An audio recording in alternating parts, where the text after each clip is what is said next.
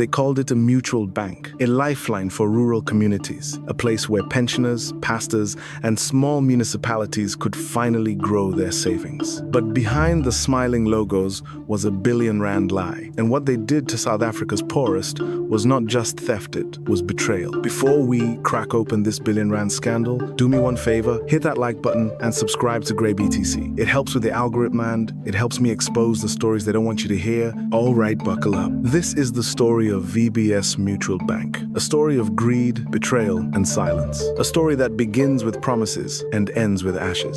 Founded in 1982 in Thohoyandou, Limpopo, VBS was originally a small black-owned bank with one mission: serve the underserved. For years, it did just that. Local savings, modest loans, community banking, but in 2014, everything changed. That's when a new chairperson, Chifua Matodzi, stepped in. Alongside CEO Andile Ramavhunga, they sold a new dream: to transform VBS into a competitive national player. They wanted to take on the big banks. What they did instead was steal billions. From 2015 to 2018, over 2 billion rands was siphoned out of VBS. The scheme was simple and brilliant. Fake deposits, forged financials, illegitimate loans. The money flowed through a spiderweb of shell companies. Some were linked directly to VBS executives. Others used names of relatives. In some cases, loans were issued to companies that didn't even exist. One company received 20 million rands to host fake events. Another was paid to do non-existent renovations.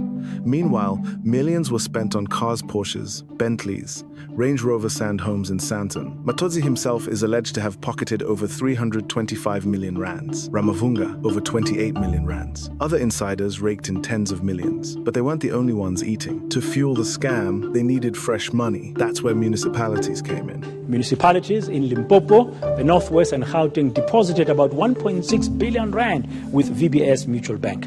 Mkhwebane says these investments were improper, unlawful, and resulted in the misuse of the public funds. In Limpopo, one municipal manager received 1.6 million rands for his help. In West Rand, another was gifted a brand new luxury SUV. The money kept flowing in and out. At the center of this operation was a man named Paul Magula, a former executive at the Public Investment Corporation. Magula had been dismissed for misconduct but found new life at VBS. He approved massive loans to politically exposed individuals, including a now infamous 7.8 million rands loan to former President Jacob Zuma, used to repay state funds from the Nkandla scandal. But here's the thing, Zuma never made payments.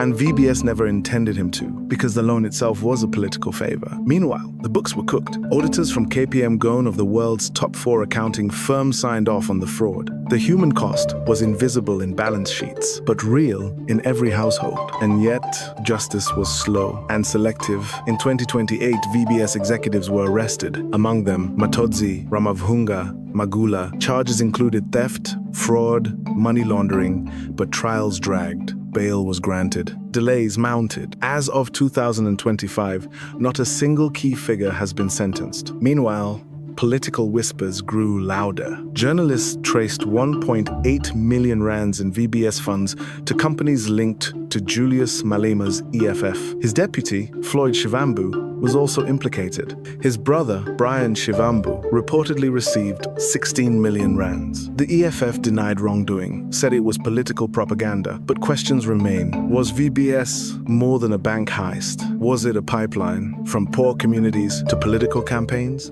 We may never know. What we do know is that the silence is deafening. The executives live free. The auditors work elsewhere.